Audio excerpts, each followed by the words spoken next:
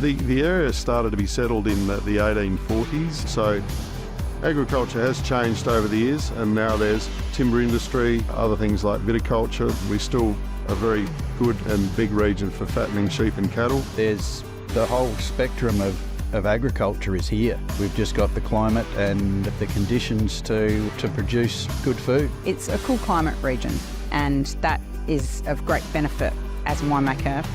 So I love making wine here. It's also a really, I guess, agricultural community, so it's really friendly. You know, people understand farming. I came here 25 years ago. I had this small area of land around the shearing shed that I've turned into a campground. I've seen some farmers that are now offering accommodation where people can come and see what farming's about. People come and stay with us and help us make wine. And I think it's that whole thing of people living in the city, you know, they do want to know where food comes from. We've probably been doing the farm tours for 10 or 12 years. We've had friends and relatives that have worked in the cities and come back to live here, and they've brought their friends out. They come to the wineries, and a lot of them have never been on a farm. So we take them for a tour, and there's lots of things that they don't understand. Then we hear back a few weeks later that they're taking an interest back in farming. Our aim is to bring people into our accommodation and our farm tours to look at what we are doing here, but then that has spin-offs with the wine industry and the town itself. It just brings more people to the town. I think ag education is really important anywhere. It doesn't matter if you're in a regional town or in a metro town. Everybody needs to know where their food comes from. I'm the founder and author of George the Farmer, an educational brand that teaches kids about where their food and fibre comes from. I was looking for fun farming books or apps, and all that I could find were sort of old American or English style books. The idea just sort of dawned on me that there was this really great opportunity to create a character that could inspire lots of little farm kids all across Australia.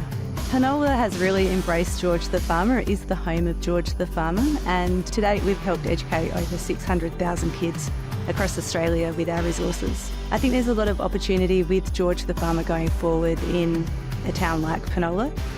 Penola's been lucky in that there's always been a diversity of agricultural pursuits in the region. All of that is really an add-on to a successful community that Penola is today. And to have a successful community, you need to have successful industries within that community.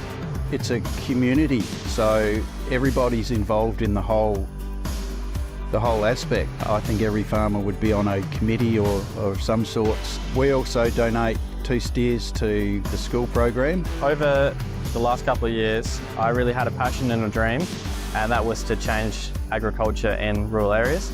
And a part of that was coming to Penola, and I had the opportunity to start an agriculture program. But last year we had about 3 Year 12s doing ag, and they have all got jobs in the agriculture field, which has been great.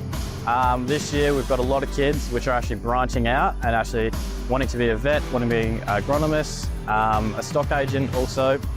So there's plenty of opportunities for those kids. In 10 years' time, I can see Penola really being a capital of actual agriculture. Just behind me alone is so many businesses that are all looking and expanding to grow. We've already got another 12 kids that have come through just because the agricultural program is growing. All around us, all the industries are growing, and they're wanting workers because these guys are the next generation that are going to take over those jobs. So it's been absolutely amazing. It's the centre of the universe.